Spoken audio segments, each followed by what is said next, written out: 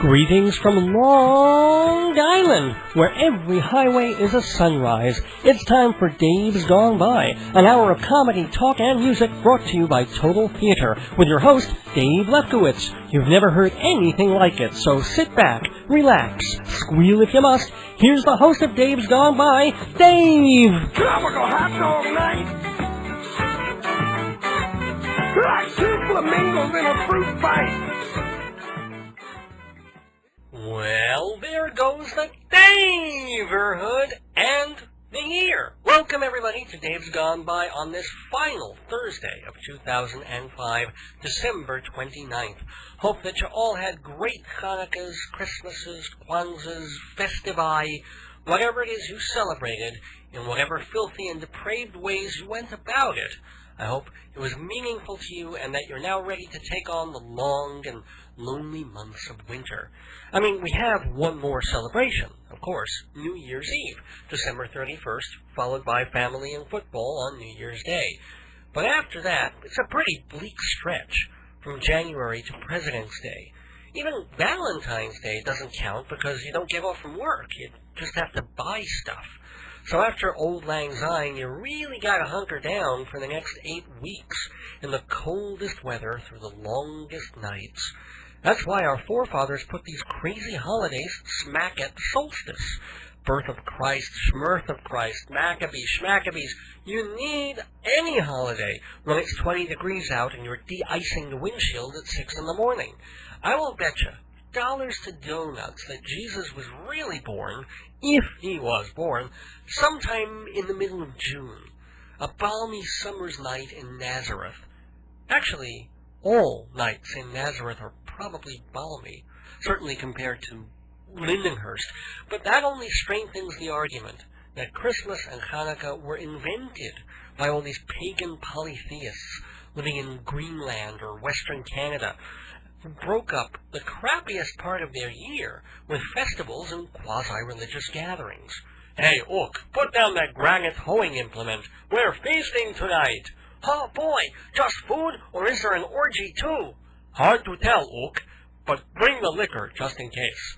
Now, but once you get past all the commerce and the media hype and the myths about mangers and miracles in the Middle East, the real raison d'etre is an excuse to party instead of shivering mole-like in your hibernatory dwelling. The smartest thing Martin Luther King ever did was get born on January 15th. What a nifty way to break up the harshest month of the year, so no wonder lawmakers agreed to make his birthday a national holiday. They were leaping at the chance to have another day off in winter. If someone had proposed Zeppo Marx Day, or a holiday honoring Cyrus Vance, the arms-reducing Secretary of State, politicians would have given it serious thought, just so long as it fell in the middle of a cold front. Martin Luther King was just a lucky break for them. He was a hero, he was a martyr, and most of all, he was a Capricorn, just like you know who. It's no accident that MLK Day falls on King's birthday, not the day he was shot. That was April 4th in Memphis. Well, it's all sunny and pleasant in April in Tennessee, plus you got Easter and Passover 2 weeks later anyway. But January 15th, or 16th, or 17th, depending on how the 3-day weekend falls out, that's polar fleece time. That's hot chocolate and nose-dripping time. Martin Luther King and Jesus Christ, they didn't die for our sins. They died for our skins. We get a one-day reprieve from frostbite. Why do you think the Transit Union fought so hard to get Martin Luther King Day as a holiday during those talks 2 weeks ago? The MTA finally caved in because they knew there's only so much straight winter non-Swedish people can take. Believe me, if Peter Calico hadn't said yes on the King thing, the trains would still be idle. But he realized that people need the break, because once Christmas and New Year's are over with, the holiday makers kind of ran out of ideas. January is a dead zone. The football season ends right in the middle of it, a full 2 months before the start of the baseball season. And all we have to get us through February is basketball, hockey, a box of chocolates, and some good electronic sales. So now is the time to be cheerful and hopeful and more tolerant of your fellow man, no matter how much you loathe him. And I've been loathing a lot lately, I admit. It's been a tough year in a lot of ways, and 2006 doesn't appear to bring a silver lining. But hey, you do what you do to get through, right? And the good news is that Dave's Gone By will be back next year. It always sounds so weird when next year is 3 days away, but you know what I mean. The show goes on. But we may be moving. It's a strong possibility that Dave's Gone By will migrate from our current Thursday night slot, where we've been quite a while. Radio stations tend to rejigger their schedules once or twice a year just to make life irritating for everyone. But nevertheless, I'm grateful to WGBB for wanting me back. And barring a Katrina-like nor'easter, I will be back with another year of radio comedy, talk, and music. I'm just not sure which day or time. Might be a weekend.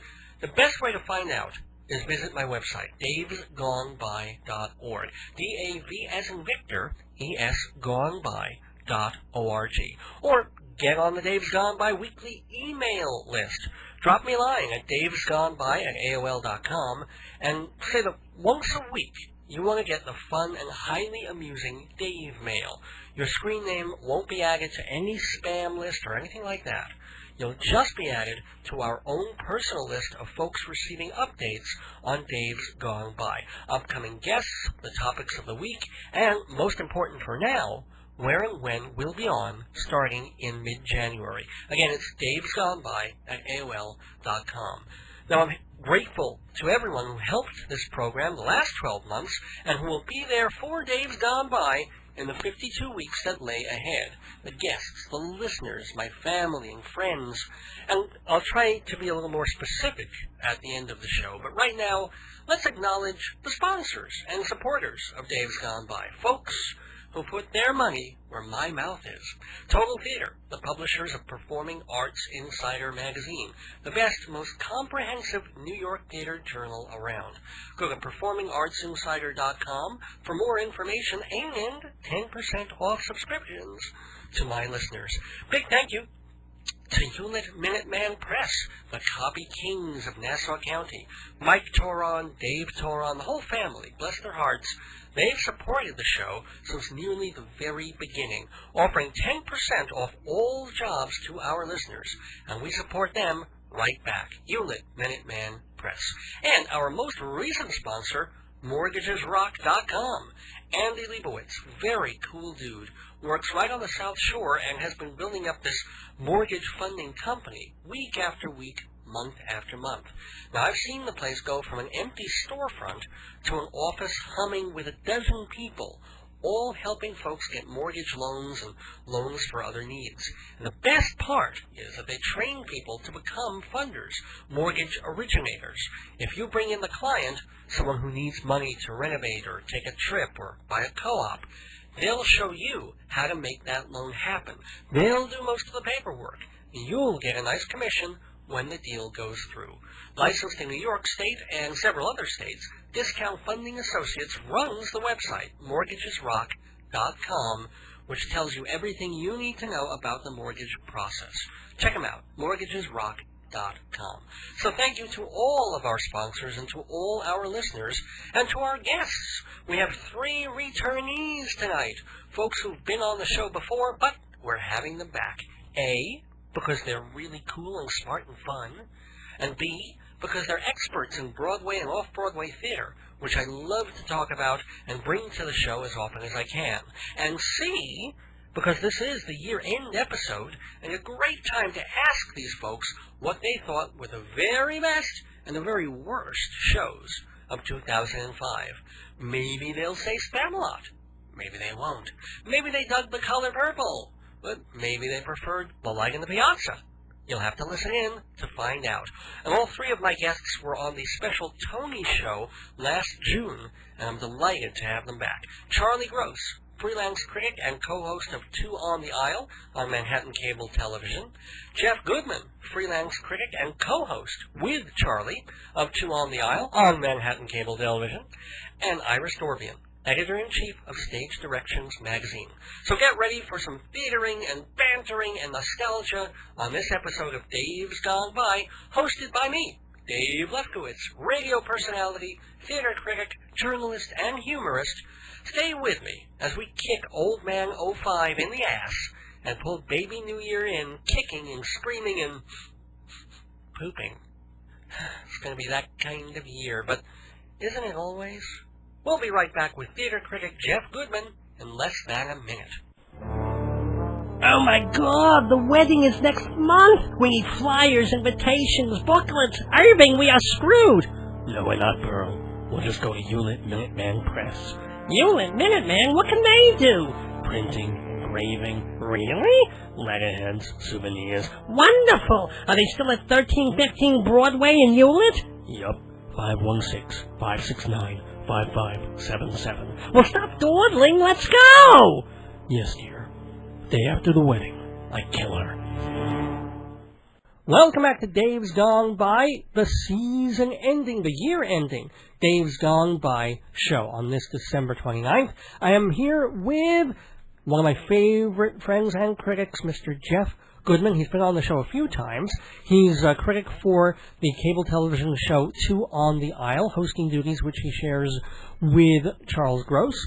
He's also a writer for a couple of magazines that I can't say their names on the air. Because I'm on a nom de plume. That's right. He's a nom de plume and a nom de guerre in the culture wars of theater. So I'm asking him, as I'm asking a couple of other people in this particular show, what his favorite and a couple of the worst moments of 2005 were in Broadway and off-Broadway theater. My favorite moment. Very favorite moment, yes.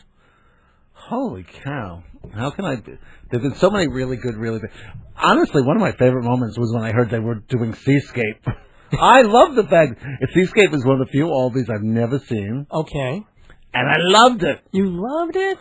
I thought it was cute. I thought Frederick Weller and... who was the other woman who plays... Oh, the other lizard? Yeah. Oh, she was... Tell people Elizabeth Marvel. What? Yeah. Don't tell people... It's a big surprise, isn't it? No. Because I just thought they were wonderful. And after the show, I got to meet Frances Sternhagen, who I just think is my grandmother. Theater royalty. Yes. Okay. No, seriously, she is. Oh, she is. Absolutely. And she's delightful, but you really, the play itself? Loved it. Okay. Loved it. It's all about humanity. It's all about why we're here, it's like the meaning of life on stage. Did you love the goat? The other Albert? Hated the goat. Oh, okay. Yeah, me too. Hated the goat. And play about the baby? Should have been thrown out with the bathwater. Okay, so we agree. So I didn't hate Seascape. I just thought, Oh, I loved it. Because it was that the whole questioning nature of the play. It was all about questioning who you are and why we're here and what does that do? What does that mean? I thought that was a brilliant oldie thing. And the costumes were pretty neat. The lizard costumes were fab. And the sets and the costumes and the light, I think it had great production values. Was that your favorite thing of 2005? No, I'm trying to think what it was. It's like, what happened in this musical? What was it? Well, for the past season, I guess it opened. There was 30 Rotten Scoundrels, and there was Spamalot. Those were the two majors. Light in the Piazza. Nothing's really moving and grooving. Or is it recent stuff? Is it The Color Purple? Is it Cheetah Rivera? Love Cheetah Rivera. Oh, love Cheetah Rivera. I'm trying to think what... See, I had asked you to prepare this before we went on the air. No, you didn't. You didn't tell me my favorite things. Yes, I did. And one or two bad ones, yeah. Jersey Boys. I think you like that Love one, too. Jersey Boys. So is that up there? The new Sweeney Todd is up there. Yeah. I like that a lot. Okay, so that's about 4 or 5 things. Jersey Boys. So of all of them, Cheetah your favorite, or Sweeney, or which? Or Jersey? Boy, it's like there wasn't really one outstanding moment. But and really, I'll tell you the fact that I got to see Seascape. It's so really that kind of sticks out in my mind a lot. Okay, fair enough. And because I still enjoyed my old stuff, I still Avenue Q, and I still rather than anything that opened this year, I'd rather sit through Avenue Q again and agagen, or sit through Hairspray. I still love Hairspray, even though Hairspray's still delightful. I've only seen it once, but I've laughed a lot. It's kind of going down. Well, they're cheapening it. The producers have By what? Well, they're not letting critics in, so I basically, when I take people, I have to pay for my seat there. Nice. Even so, okay, yeah. Yeah, well, I take people because I really like the play. The play and the story holds up, but they've taken all the supporting characters and all the costume changes are out. It's beginning to feel very Buck and Truck. Okay. Yeah, almost like a college performance. And I sat there. Oh, I could do that. You know what I mean? Oh, that's bad to hear. I'm sorry. Yeah. Because Hairspray was making money hand over fist, but they lost Harvey, but they got in Bruce Valanche. Bruce Valanche was wonderful. Okay, great. He was really terrific, and then they got in another heavyset comedian. I'm trying to remember. Well, Michael McKean was in it for a little while. Yeah, but. Well, he's a wonderful actor, but... Yeah. So, other shows, how about the worst memories of 2005 theater-wise? There were so many dismal failures. I mean, really, really kind of dismal. I don't want to coach you. No, that's okay. And prodding, because I don't want to suddenly spark something and you say, oh, no, that wasn't No, I'll tell you. In My Life we were talking about before. In My Life it wasn't bad. It was just confusing. It was it's like you have God's opera being performed at the same time as his love story. At the same time, the girl's coming down for a brother, and you find out about the dead mother and why'd they go and why didn't she wait for a friend and what is going on? It's and I really wanted to like it. So me too. Or actually, I wanted to love it for being really bad, which I expected. And then I was just kind of bored through most of it. But when the lemon came down, I was in heaven. Man. I love this. And it does give me a little solace to know that heaven is a big room with a lot of filing cabinets. I always thought that would be hell. But what about... But at least there's a file on us somewhere. Yeah. What, the Sweet Charity Revival, maybe? Or that was actually one of my favorite moments of this year. Dennis O'Hare? No. When the opening of the Tony Awards, when she came and she tripped into the pit. I love that moment. I was on the floor laughing. I was in hysterics. That was a good bit. That's a good It was a great moment. Okay, yeah. I think one of the more disappointing moments was the fact that everyone sold out The Odd Couple before it even opened. Yeah. And it turns out to be just okay. It was what I expected. Well, Nathan Lane doing Neil Simon for me is wonderful. So I want to see him. I want to wait 20 years. I want to see him do the Sunshine Boys. You probably will. I think he will be great. Yeah. Because K's are funny. But it doesn't have to be with Matthew. It can be with someone else. I like Matthew. You know what? Matthew Bart was fine in Odd Couple. He wasn't bad. You know what it is? The Odd Couple is... I don't think it's a great play, but it's not one of Simon's best plays.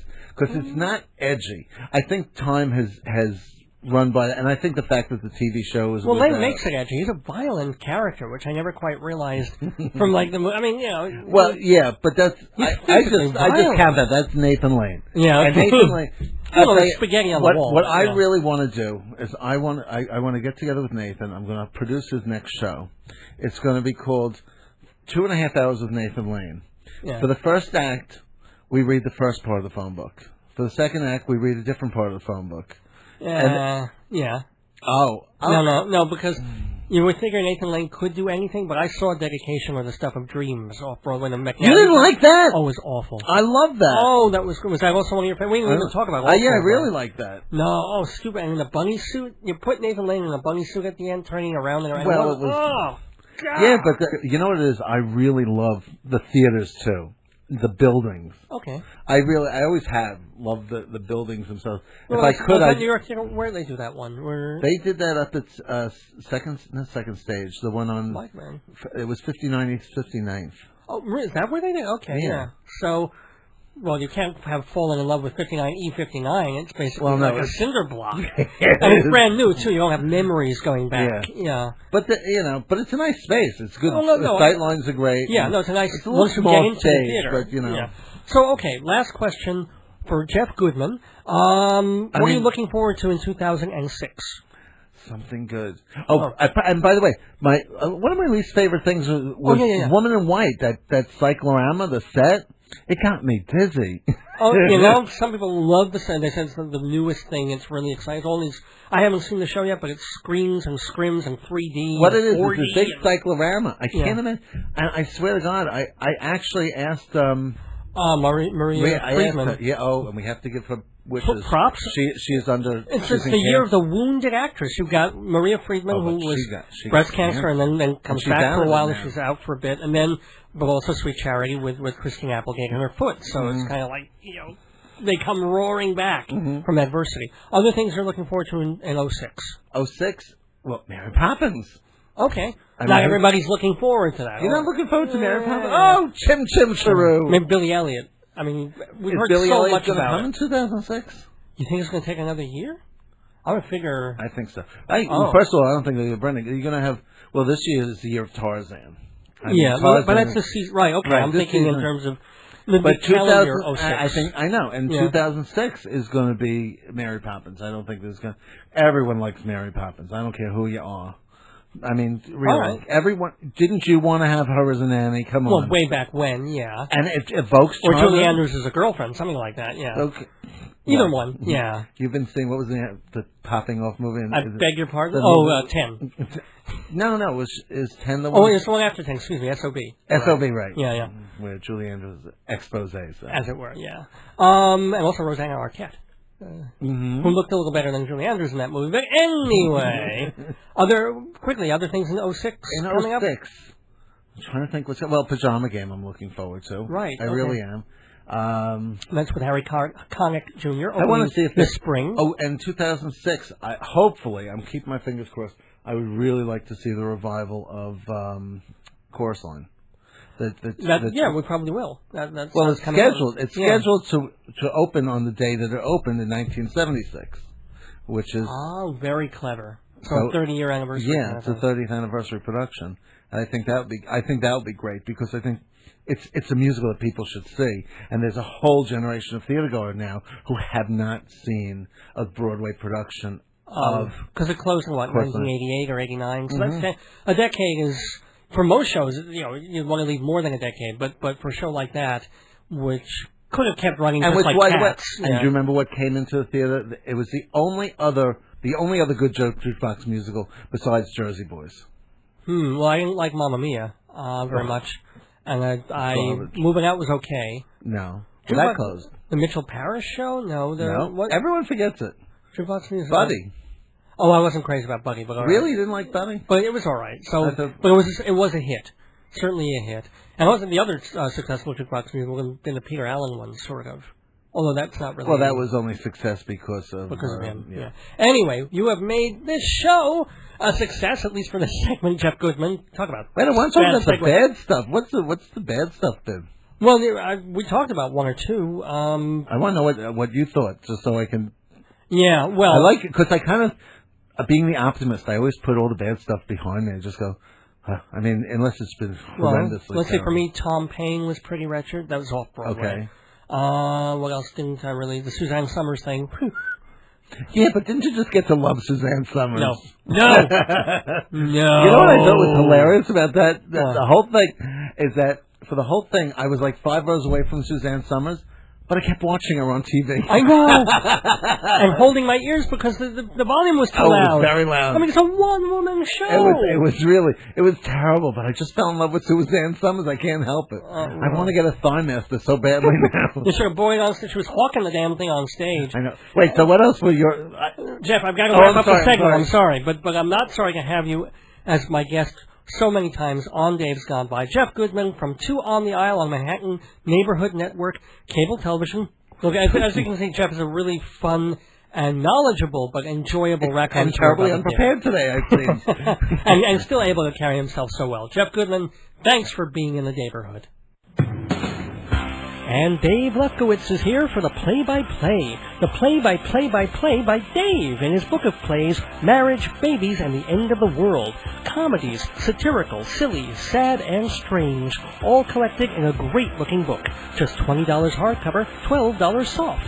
Email davesgoneby@aol.com or visit davesgoneby.org for Marriage, Babies, and the End of the World. Da-da-da-da-da-da! Play Dave! what's playing on Broadway. I'll tell you what's playing on Broadway, and I'll do it by checking Performing Arts Insider. Off-Broadway, off-Broadway, off-Broadway. You keep adding offs, they'll keep adding listings. Who's in the cast? What's it about? Why is it special? Performing Arts Insider is Broadway the best way. 516-295-1511. 516-295-1511. Or see performingartsinsider.com. Welcome back to Dave's Gone By on this last episode of 2005. And as I've been doing with a couple of people, I am asking them what their most favorite and most forgettable memories were from the year in theater, because, I'm a big theater fan and theater journalist. So, the person I'm talking to now has also been on the program before, and she was a guest on our Big Tony show. Her name is Iris Dorbian. She is the editor of Stage Directions magazine, and so she's going to give us some positive and negative directions that the theater went in 2005. Iris, welcome back to the neighborhood. Welcome, Dave. Thank you. So let's start with the good stuff. What were, some of your very favorite things of 2005? Well, even though I'm not really a fan of this genre that's becoming very tedious and played out, which is the jukebox musical, I was very surprised at how well done Jersey Boys is. What made it, a couple of other people have said that show, what made it better than Good Vibrations, than Lennon, or people like Moving Out, or well, other... I think one thing is that it's got a much better book because there's an actual story. So when you do hear these very familiar songs, it makes sense to hear them. And the story is that it's about the rise and fall and subsequent rise again of Frankie Valli and the Four Seasons. So it's kind of like a VH1, those rockumentaries that they used to do to death. It's infinitely better conceived, directed, and performed than its awful predecessors like Lennon, Good Vibrations. Lennon. Oh, well, yeah, Good Vibrations, sure. And the cast is terrific. Yeah. And the direction, like I said before, it's just wonderful. He is really like a master of this medium. Okay, what about some other shows, plays and musicals that you loved over the past year? Mm-hmm. I thought that the New York Times gave this show a real bum stare, but I liked Dirty Rotten Scoundrels. Oh, I loved it, yeah. I thought the score was wonderful. And I think it's such a shame that David Yazbek keeps getting snubbed by the Tonys in favor of somebody else. And I really would like to see him get an award because I think he's really, really a talent. I thought it was very charming and very winning, very infectious. It's funny how you have to, by the way, the show is a hit. We don't really have to defend it anymore, like say, oh, poor Dirty Rotten Scoundrels, it didn't win. No, but I just remember that baffling pan that Ben Bradley did. Oh, I know. So, which was inexplicable to me then, still is now, but it's a cute I mean, little he wasn't show. over the moon over Spamalot either. I mean, that was kind of a pre-sold hit to begin with. Mm-hmm. He liked Spamalot better. But to be fair, it's not as if he said, "Oh, Spamalot is the second coming of Jesus." But let's be honest, Spamalot is extremely overrated. It's like a tired fraternity burlesque skit, that goes on for 2 hours. Well, I didn't find it tired, but okay, the fraternity burlesque kind of. Okay, I agree with that part. Although I did like the that number that's inspired by Fiddler on the Roof. Yes, have to like the Jewish numbers. Come on. Couple of other shows that were really great for you. Iris Dorbian. I liked Pillow Man. Cool. Very different. Very sinister, very haunting, very dark, but yeah. Just incredibly imaginative, and I think in many ways a lot more provocative. A lot more provocative than Doubt, which of course won the Tony and the Pulitzer for Best Play. I'd love to see it again. What else did I like? I like the recent revival the current revival of Sweeney Todd. Yeah, I'm hearing that. I liked it too. I mean, that seems to be a favorite among a lot of folks. I know that people have been commenting on it about it being kind of a revisionist version because the actors are doubling as musicians and because they're setting it in a lunatic asylum. But I thought it worked. I liked it. Yeah. It kind of lingered with me after I saw it. What I didn't like in my life Now, is that the title of the show, or are you going to tell us what you don't like in your life at the moment? No, this is the title of the show that just thankfully closed this past week, directed and conceived by the misguided Joe Brooks. It was aborted by Joseph L. Brooks. Oh, my God, yes, the man who gave us You Light Up My Life. Yeah. I didn't think I My thought Life it was was so bad. imaginative in its wretchedness. That's the best thing that I could say about it. There was a sensible original. I mean, didn't you like it when the lemon came down? I ask everybody this, because that moment for me was heaven. No. Okay. I think I wanted to run out of there as soon as possible. What else did I was disappointed by Color Purple. Me too. What was missing? It seemed to have everything, but what the hell was missing? Sluggish pace, not a very good book, and not the greatest score. Although the acting is very good. Yeah. But the actors are not going to they're not going to soar in the stratosphere without a book or a decent score. Well put. Because, I mean, we always say the actors were good. In so many things that we pan, the actors are perfectly fine. I mean, everything from Good Vibrations, they were good singers, to the worst things have wonderful actors. So, when you're working at this Broadway level, that's almost a given usually. Not always, but usually. Well, what else did you hate? I recently saw the other night Touch of the Poet. You hated it? No, I didn't hate it. Okay. I was just bored. I was bored stiff during the first act. Yes. And it just seemed like every minute was interminable. And I looked at my watch about 8-9 times, and usually that's a barometer. It's like if the show holds my interest, how many times I look at my watch. If I look at it like once or twice during the first act, it means it's okay. If I look at it like more than twice, then it's bombing for me. Yeah. The second act, the energy and the momentum picked up, and I thought Gabriel Byrne improved. Yeah, I mean, there was much more energy and action in the play itself in the second act. So but it's still, it's very minor O'Neill. So. And some other stuff going backward, maybe, from earlier. Okay, there was a show in the summer that I absolutely detested. Ooh. Terrence McNally's Dedication, or The Stuff of Dreams. Ugh. That was so bad. What a bunch of claptrap. And, there was... Platitudes atop of platitudes for 2 extremely long hours. Oh, yeah. And Nathan Lane in a bunny suit, but not funny. That's what it was, I'm telling you. Any other thoughts about the 2005 season? It seems like we're not going to get away from the jukebox musical craze, especially now that Jersey Boys is a hit. Right. And you got Ring of Fire and the Bob Dylan musical. Fire. We've got the Dylan Twyla Tharp musical that's coming, and I'm sure there are other jukebox musicals that are in the gestation process. Oh, there's got to be one for like Tammy Wynette, and don't forget, even off Broadway, we've got the John Denver one going on right now, and that's the right. Rat Pack. They canceled one Rat Pack musical. That's the one that David Cassidy co-wrote. Right. Yeah. And acted in as like Bobby Darin for 10 minutes. And then they pulled it, and then they brought in like a London Rat Pack review, and that's going to be playing there instead at the Supper Club. I didn't see either of them. But what are you looking forward to in 2006? Oh, let me see. Nothing springs to mind. I think I'm looking forward to The Wedding Singer. Ah. I think I'd like to see that. Okay, I know it's another adaptation of a film, but I've been hearing some pretty good things about it. Hopefully it'll be pretty... I mean, the film was cute. It wasn't the most one, so maybe they can actually improve upon it. Yeah. I think it's also because I grew up in the 80s, and I'm a big fan of that era. That's right. You like Taboo to an extent, also. I was very touched by Taboo. I thought Taboo got a raw deal. Yes, the book was a mess, but it was very charming and very touching. Yeah, that was, by the way, 2 years ago. But, this is my show. We can do as we like. Anyway, I like having you on this show, Iris Dorbian. You are the editor of Stage Directions magazine, which people can get... I have to mention one show, which I just forgot, and it really is worth seeing. Souvenir. Ah, that's a sweet little funny show. Yes. Judy Kay is just terrific. So poignant. It's really, really wonderful.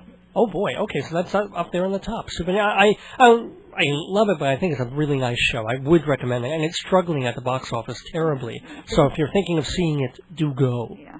Oh, and thank you for coming. Okay. I'm Dorbian to the neighborhood once again. Have a wonderful end of 2005 and 2006. Much success. You too. Have a good one. Okay, bye.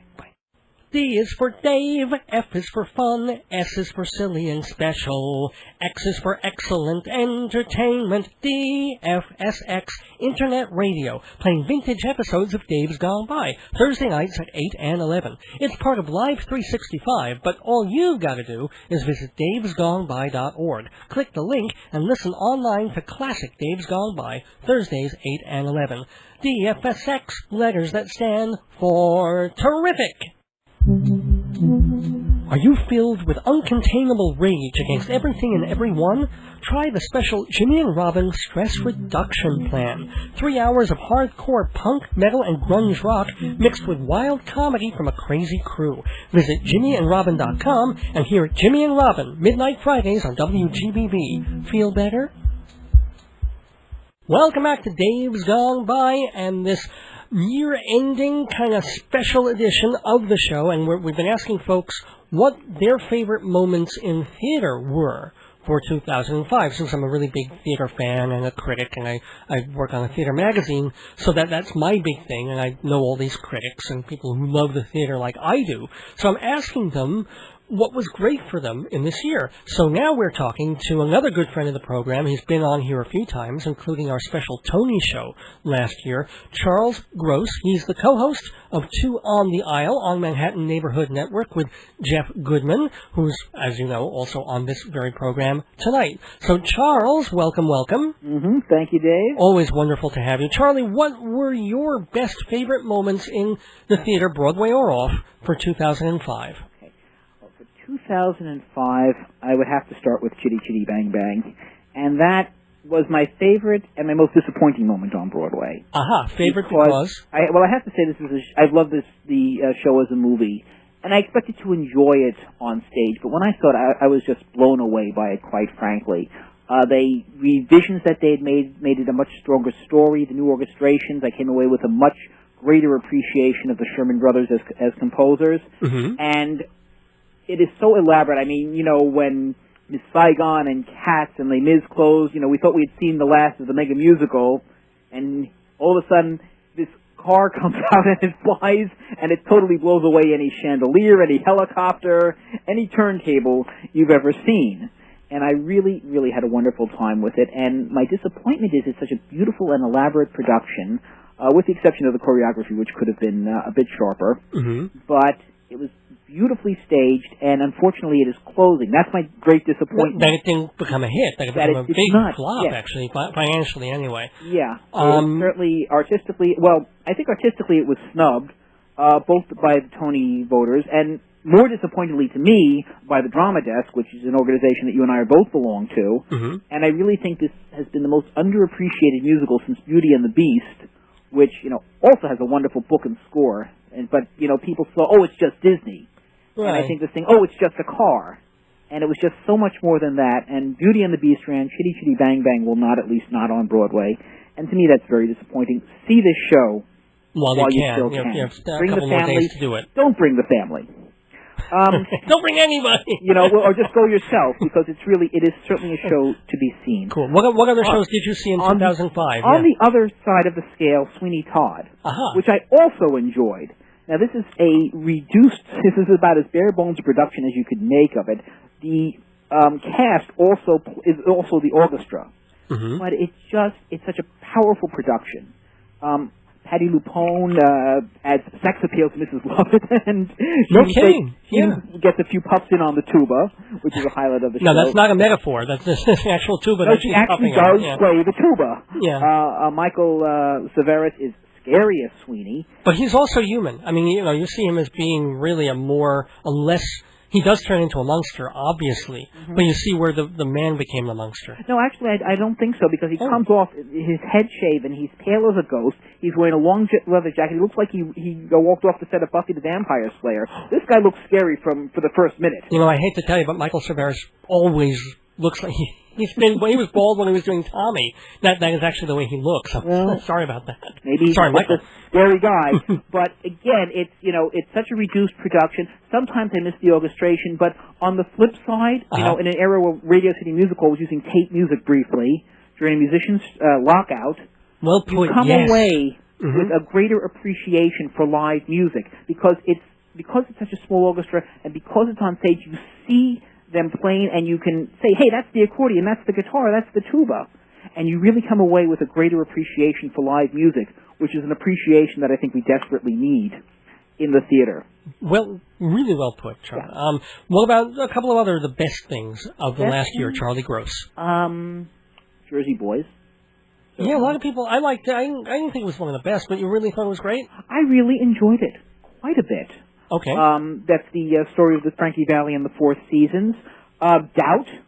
My God, it's a short play, but boy, it is so well balanced. This is, did a priest molest a kid or not? We never resolve that. True. And it's just so well balanced that you could debate it for weeks and not come to a conclusion. You can even master debate it, if you want to. Oh, I don't even know what that means. Well, priests. Cherry Jones, wonderful. Yeah. And Brian F. O'Byrne, quite marvelous. Yes. I didn't like Adrian Lennox, though. No, not Adrian. The younger Goldenhirsch. Heather Goldenhirsch. I thought, what was that accent coming from? It's a good well, listen, if you could get by with his accent, boy, oh boy. I thought at first I thought he was supposed to be a comic figure, but he drew you into it. Yes. And one or two more, and maybe from off Broadway too. Well, let me tell you a few things I didn't like. Did or didn't? Did not. Oh, okay. What? Naked Girl. Was you don't like naked girls? I do. You're married. What? No, I said I didn't like the play. Oh, all right. Yes, I do have an appreciation for naked girls, but let's not get into that now. Or into them. Yeah, that was a big disappointment. I mean, Jill Clayburgh comes back to Broadway, and this was a show that I don't know. I don't even think if it were a sitcom plot, it'd have made it on the air. Ooh. So I'm kind of hoping she will redeem herself in the Barefoot in the Park revival. Souvenir, Judy Kay, that I liked. Oh, you did? Yeah, I thought it was cute. Better on Broadway than it was off. It was livelier. It worked a lot better, yes. What else? What else? Well, what was the worst thing you saw? Was the worst of all, like really, really rotten? Anything?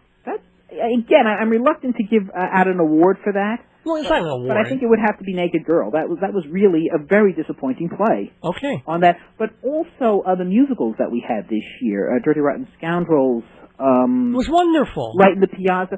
These Little Women. Well, these were shows that were all right, but kind of never broke through to wonderful. I mean, respectable scores, but nothing, say, like Wicked or Avenue. Yeah, but those won't be on the best or worst for you. I mean, those would be somewhere in the middle. Yeah, they're definitely in the middle. What about those? Getting back to worst, All Shook Up. Nicely staged. Yeah. But I have never seen Elvis Presley music so bland. I mean, this is exciting stuff. This is rock and roll, and this play came off like an Elvis Presley movie without Elvis Presley. Oh, but I thought it was hilarious. I loved the book. I thought it was funny as hell. I did. Oh. And except for the Jailhouse Rock number, which was essentially a recreation of the movie, I just thought the numbers were very dull. And you had some talented people in there. Yeah. You had some good staging. You had some good performers. And I'll agree that for me the book was better than the songs. I was waiting through the Elvis Presley songs to get back to the funny story. So I'll go with you on that. That tells you something either about Elvis Presley songs when he's not singing them, or just about. Well, what about Beach Boys songs? What did you think of that show? I'll tell you. Good Vibrations to me was a guilty favorite. Everything, I know everybody panned that show. Everyone hated that show. Okay. And there were a lot of things you can criticize about it. But I had a good time. I admit I have a weakness for beach movies. And essentially this was a beach movie with an extra special score because it was the Beach Boys. Staging could have been tighter. There could have been a lot more dance, much better dancing. I mean, come on, it's the Beach Boys after all. Right. But I enjoyed the story. It drew me in. And I had fun with it. Hey, look, I said about defending Lennon for a few weeks while that was still playing. I was trying to tell people, look, I liked it. I thought the music is wonderful, and it's a powerful story. They're setting the biography of John Lennon against the times, which is something that Jersey Boys didn't really do for me, because that was more about those people, whereas there was something more sociological to Lennon. It was, the history of America through him. Yeah, but, to me, if you're going to do a musical of John Lennon, and not play any Beatles songs. Right. Come on. Everybody seems to be, carping about that. Well, I mean, come on, John. Whatever you can like what he did post Beatles, or you can not. He did some good stuff. Yes. But the Beatles were what put him on the map, and that's what he's going to be remembered for. I mean, fine, Imagine's a great song, but so is the material he did with Paul McCartney, and that's what brought John Lennon to prominence. And to just gloss it over, which, I mean, they did spend time on it. They spent a good part of the first act, and only to maybe, I think, one Beatles song. Come on. All right, I guess it's fair. I mean, You're allowed to like it, Dave. It's okay. No, but I'm saying if you came to it without knowing that he had written all that stuff with the Beatles, you're sort of bringing baggage to it that isn't necessarily fair to the show. Well, but who is going to come and see a show about John Lennon and not know that he was part of the Beatles? Fair enough. Charlie Gross. Yeah. Oh, what are you looking forward to in 2006? Pajama Game. Game, yeah. This is a show that is so overdue for a revival. I think it's been 30 years since it was last on Broadway. This is one of my all-time favorite musicals, and I am hoping and praying that they can do for this show what was done for Dan Yankees a few years ago.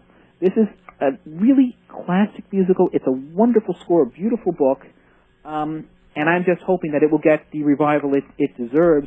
I'm curious about Harry Connick Jr. because, frankly, when you mentioned the role of Sid Sorokin, which was created by John Raitt, and I think Hal Linden played it in the revival 30 years ago, he's a very different type, both vocally and physically, for the role. So I'm skeptical, but I'm going to keep an open mind. Okay, cool. Well, thank you for being open-minded and open-hearted, as you always are on Dave's Gone By. Remember to catch Two on the Aisle with Charlie and Jeff Goodman, and it's on Friday nights now?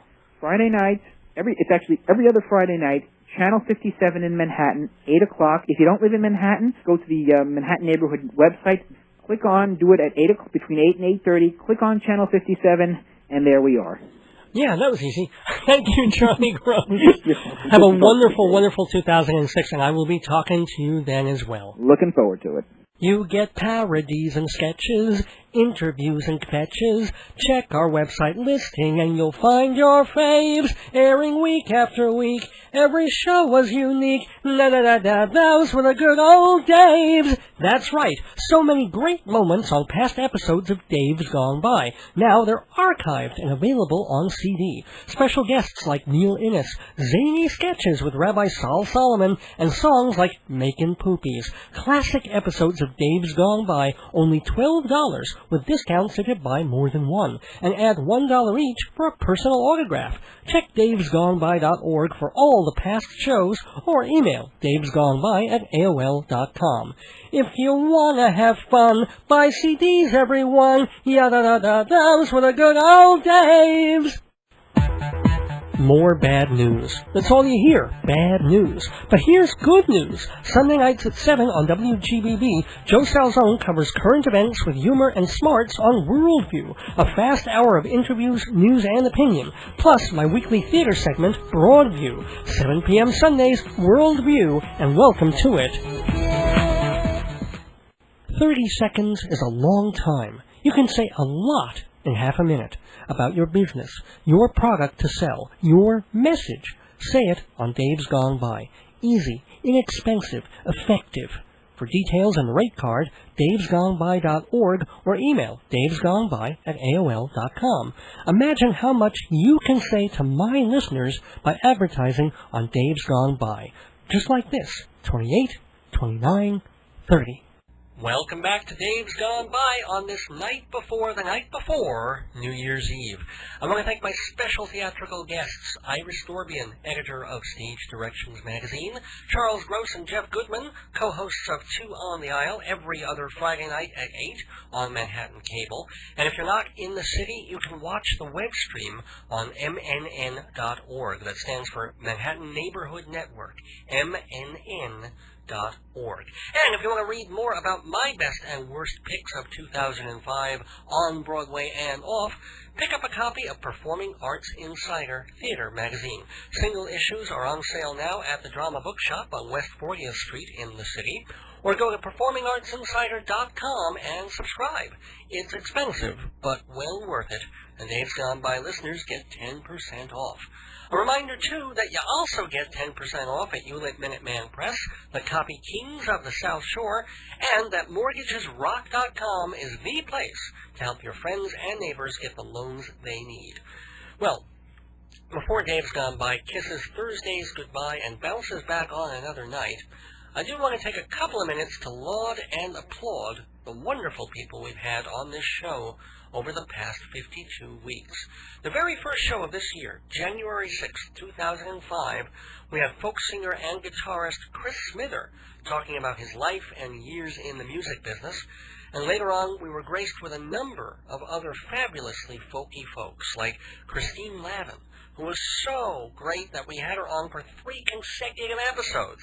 And I was also honored to welcome Oscar Brand to the neighborhood, one of the living legends of folk music.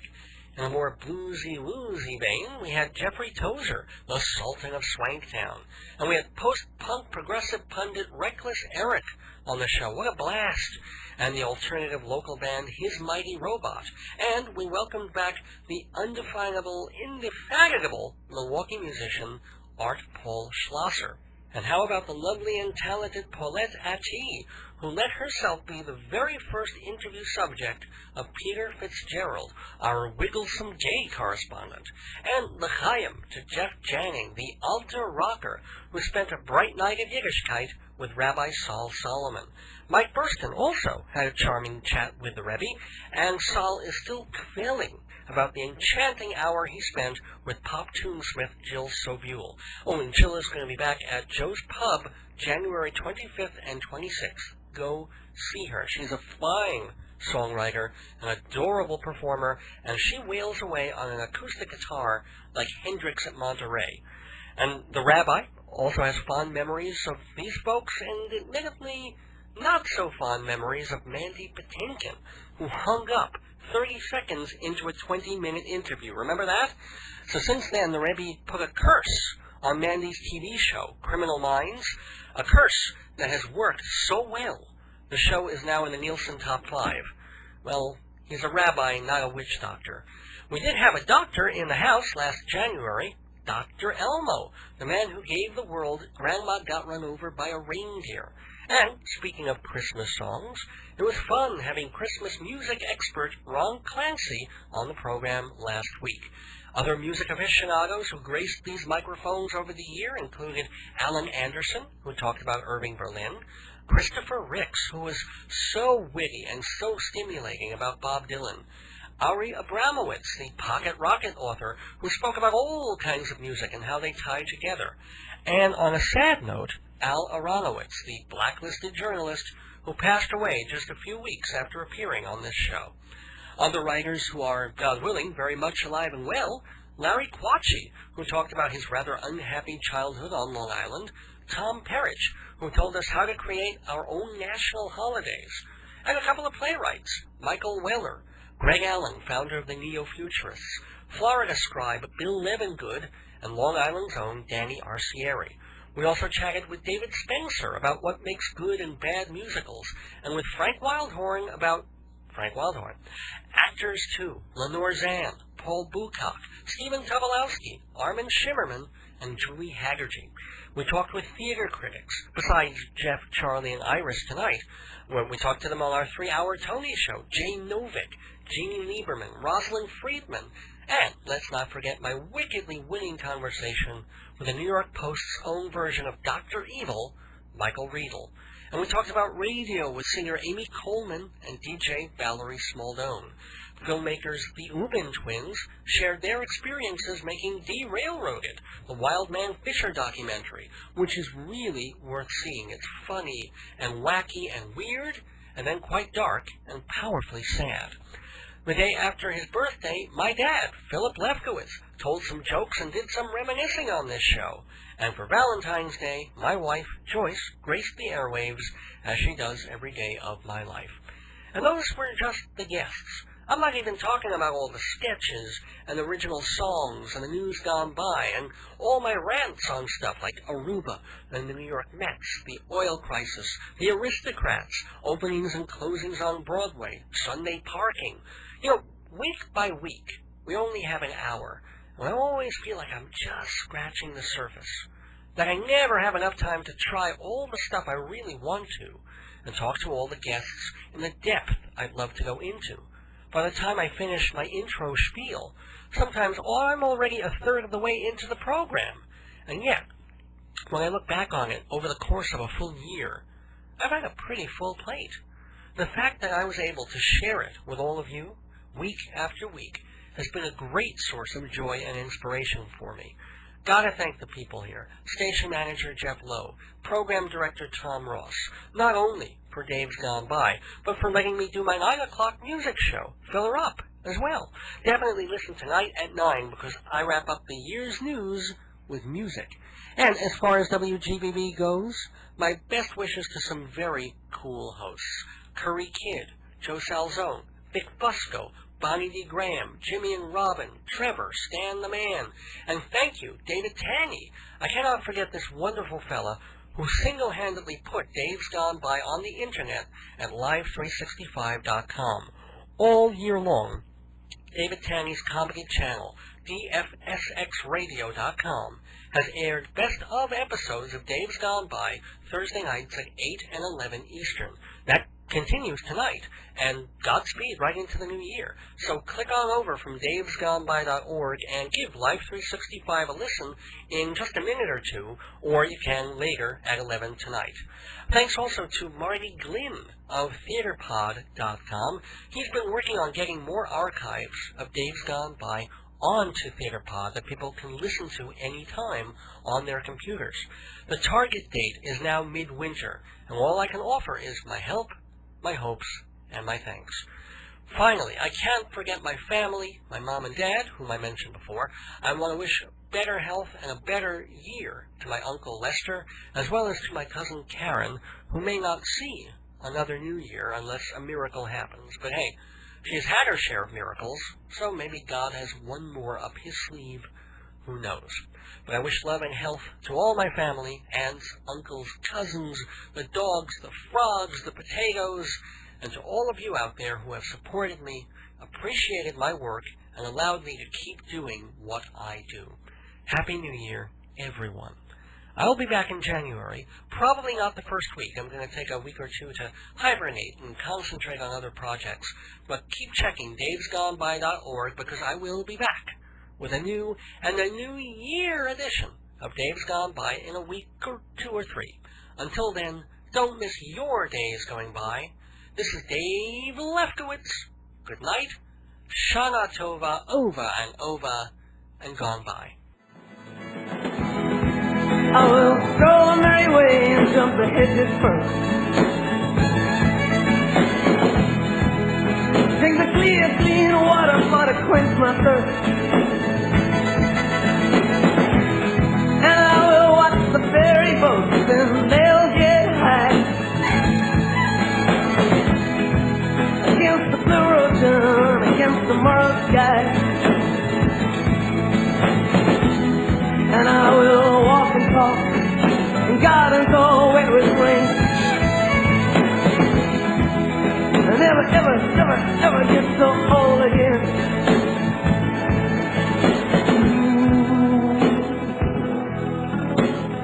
Sweet thing, yeah, yeah, yeah, yeah, yeah, yeah, sweet thing.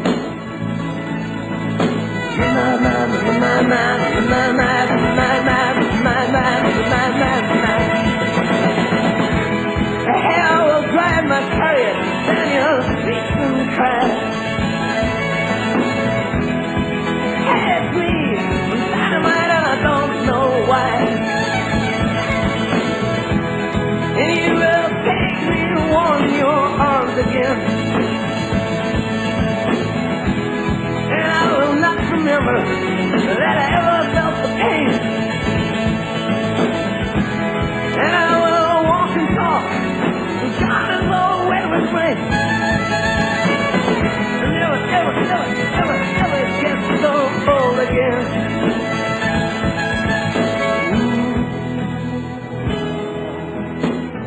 Sweet thing. Yeah, sweet thing.